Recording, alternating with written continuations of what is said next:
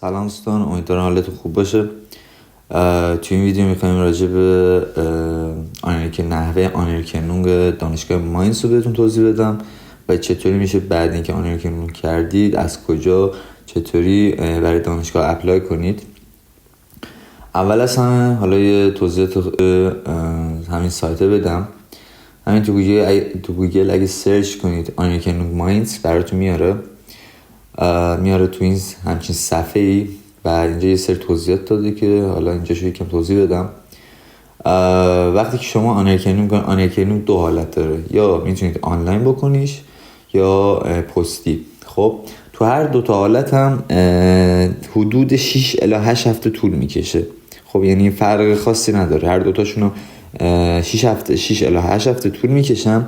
ولی برای کسایی که معمولاً ایران هستن یا حالا خارج، حالا آلمان نیستن، آنلاین، حالت آنلاینش براشون آسون تره، چون دیگه لازم نیست پست کنن و هزینه پست بدن و اینا. ولی فرقی که بین این موضوع داره اینجاست که اسمش چیه، آنرکنونگ که پستی انجام میشه چیز داره، اسمش چیه، تاریخ انقضا نداره و همیشه میتونید استفادهش کنید. ولی آنرکنونگ های آنلاین انجام میشه انقضا نمیدونم 6 ماهه دارن، حالا تازگی نمی نویسه ولی 6 ماهه داره که اینجا خود سایت هم نوشته همین رو.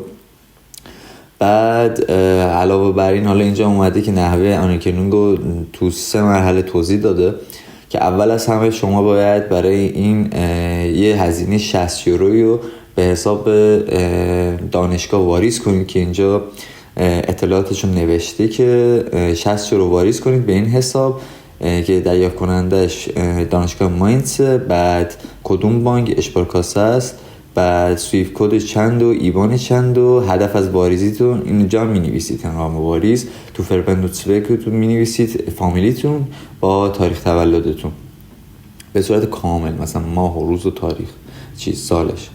بعد اینجا مال اومده یه سری توضیحات داده که اگه مثلا اشپارکاسه نیستید و اینا یه کارمزدی مازتون کم میکنه، حالا زیاد مهم نیستش.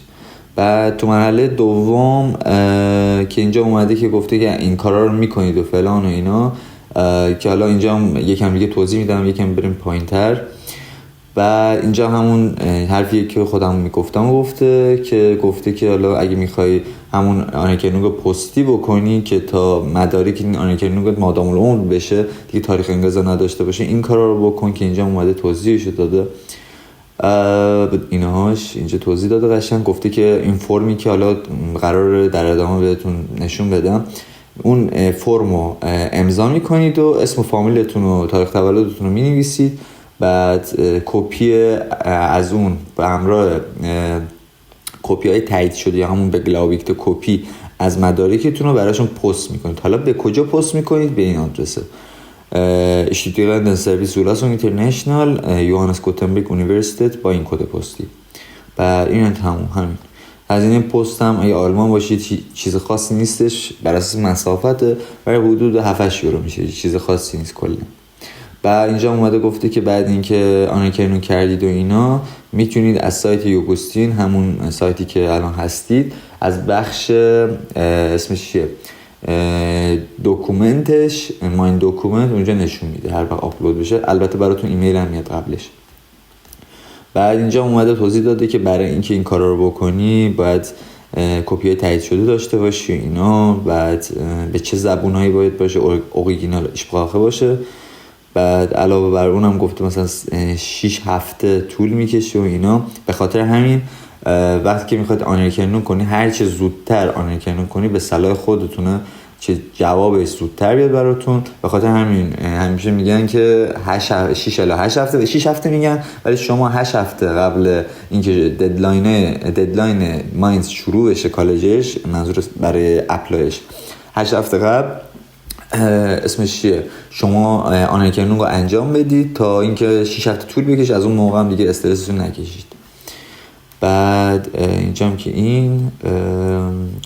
اینجا هم گفته چه مدارکی لازمه، که اینجا هم گفته خودش مدرک دیپلمتون به همراه ریزنمراتتون، گواهی کنکور دارید، گواهی کنکورتون، کپی تایید شدهش و اینا. اینجا نوشته خودش هم نوشته بود به گلاویکته میخواد. بعد هوشوتسوگ نیست که این برای ما نیستش، کسایی که برای دانشگاه رفتن و اینا اگه دارن، ولی به نظرم نکنید بهتره. بعد کپی تایید نشده، همون کپی ساده از همون صفحه اول پاسپورتتون رو میخواد که عکستون و مشخصاتتون رو نوشته. بعد رزومتون رو میخواد به همراه یه اسمش چیه، تاریخی که تاریخ همون روزی که قرار بفرستید یه دونه امضا زیرش بزنید، بد نیستش. بعد اگه حالا مدارک دیگه داری که وایت unterlagen اینجا آپلود میکنید، حالا بخشش از جلو نشون میدم، ولی لازم نیستش مدارکی بیشتر از این براشون ارسال کنید. بعد اینجا هم چیز خاصی نیست، توضیحات در مورد کدوم کشور حالا چه چیزایی رو باید بفرستن نفرستن. بعد اینجا هم که به گلاویکتو اینا که این حالا چیز خاص اینجا راجع به این یه توضیح خاصی بدم. برای کسایی که آلمان هستن و کپی‌های تایید شده ندارند، خب چون همونجوری که میدونید تو ایران کپی‌های تایید شده رو برای اینکه بگیرید باید از سفارت وقت بگیرید و اینا، این داستانا که یکم طول میکشه. به خاطر همین خیلی‌ها که اینور هستن، این تو آلمانن، تایم کافی حالا نداشتن یا حالا به هر دلیلی نتونستن کپی‌های تایید شده بگیرن. برای اینکه کپی تایید شده بگیرید تو آلمان، اینجا خودشون نوشتن که کجا میتونید بکنید، ولی از همهشون راحت‌تر راتهاوس هستش. حالا تو فیلم اینکه چطوری شما اسمش چیه ملده بکنید و اینا، تو همون ویدیویی که تو کانال گذاشته بودم میتونید اونجا نگاه کنید. اونجا گفته بودم که چطوری به گلاویکتو کنید تو ترمین بگیرید برای خودتون. و اینکه آره دیگه اینم از این. حالا بریم ببینیم که چطوری میشه برای آنرکنو اقدام کنیم. همینجا همین بالا خودش لینکشو گذاشته بود، حالا من این لینکشو میذارم این پایین، حالا هر کی خواست دیگه اینجا نگرده. اینجا اینو میزنید، میرید لینک میاد یه همچین صفحه‌ای.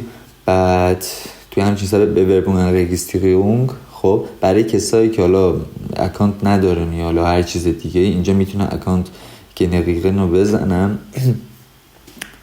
بعد اینجا این اطلاعاتتون پر میکنید، اسم و فامیل، تاریخ تولد، شهرتون، کشورتون، ملیت، ایمیل و ایمیلتون دوباره تکرار میکنید. بعد اینجا خودش نوشته ایمیلتون، بینوستان نامتون، همون یوزر نیمتونه. و اینجا وایتا رو میزنید، ایمیل میاد یه دونه براتون، ایمیل تاییدیه، ایمیلتون تایید میکنید و همه چی اوکی شد.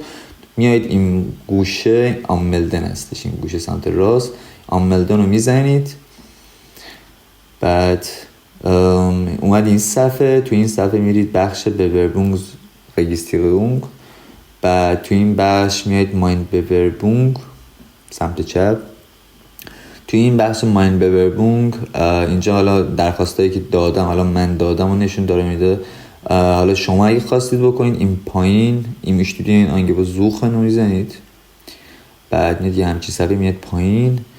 تو این پایین فاختون و حالا فلان اینا رو انتخاب میکنی که اینجا یه بخشی داره به اسم آنرکنونگ آوسلندیشه فوربیلدونگسناخوایز، اوکی، برای کسایی که میخوان آنرکنونگ بکنن. بعد به این هیچ کدوم اینا دست نزنید و زوخن رو بزنید.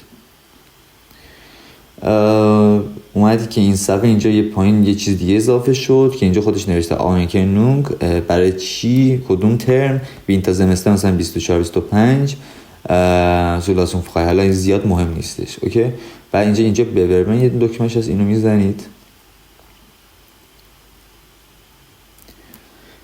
بعد اینترنت بده اگه بعدش حالا میاد یه همچین صفحه‌ای.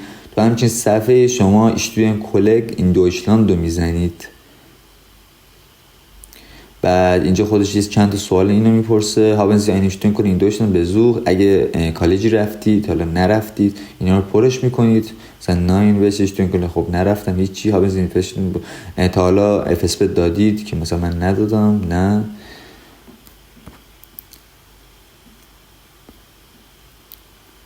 بعد اینجا هاون Sie außerhalb der Bundesrepublik studiert، مثلا دانشگاه رفتید، منظورش اینجا تحصیلات دانشگاهیه که نه نرفتم.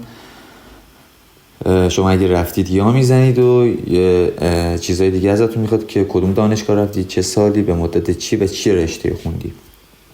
بعد اینجا در مورد چیز خاصی نیستش، در مورد پناهندگی ایناست که پناهنده هستید و از دولت چیزی میگیرید و اینا، آزیلقش حساب میشید یا نه، که اینم 9 میزنید اگه پناهنده نیستید البته. بعد وایتا.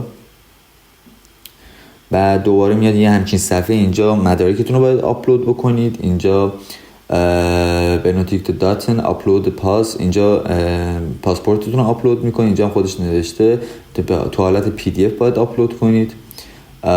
بعد اینکه اینجا آپلود میکنید، اینجا آپلود رزومتون رو، بعد دیپلمتون رو، واسه ببینم آره دیپلمتون به همراه ریزنمراتتون رو تو یه پی دی اف تو اینجا آپلود میکنید.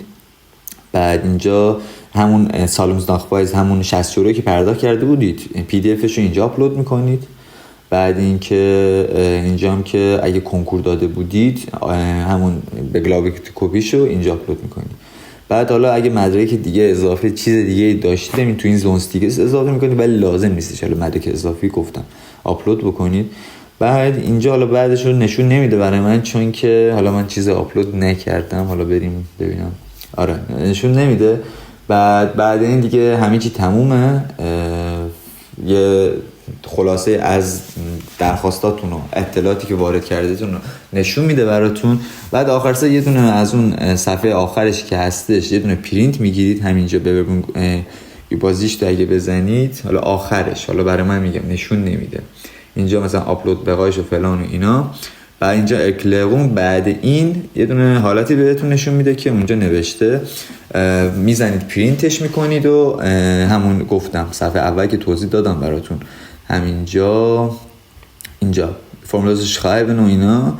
بعد به همراه مدارکتون همینجا گفته فرمول دیگه ارکنده به همراه اینا، به همراه مدارکتون حالا کپی بگلاویکت یا حالا کپی ساده پاسپورتتون به این آدرس چیز میکنید، اسمش چیه، پستش میکنید. حالا برای پست کردن چه چیزایی لازمتونه؟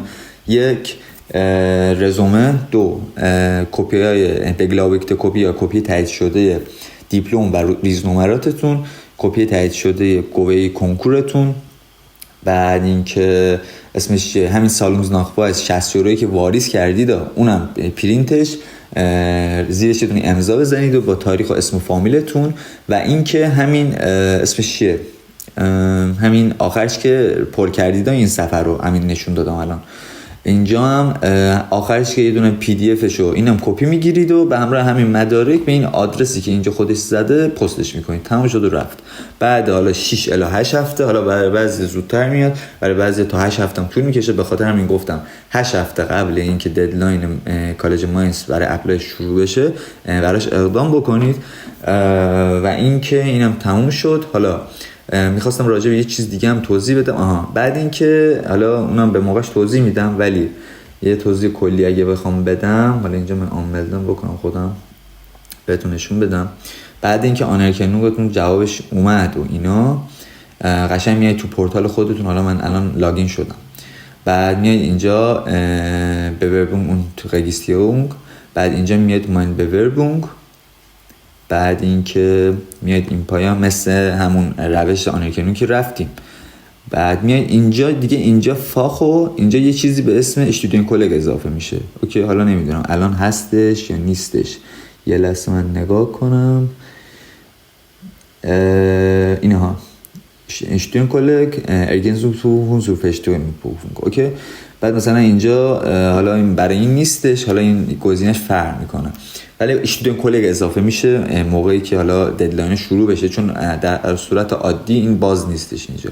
و اینو که انتخاب کردید اینجا زمستونتون رو انتخاب میکنید کدوم ترم هستید و بعد زوخن رو میزنید و همون مراحل دیگه چیز خاصی نیستش، همون تاییدیه آنرکنونگتون رو آپلود میکنید و تموم شد و رفت. همین. بعد آره دیگه اینم توضیحات کلی راجع به آنرکنونگ. امیدوارم که حالا براتون مفید باشه. و اینکه آره تمام همین.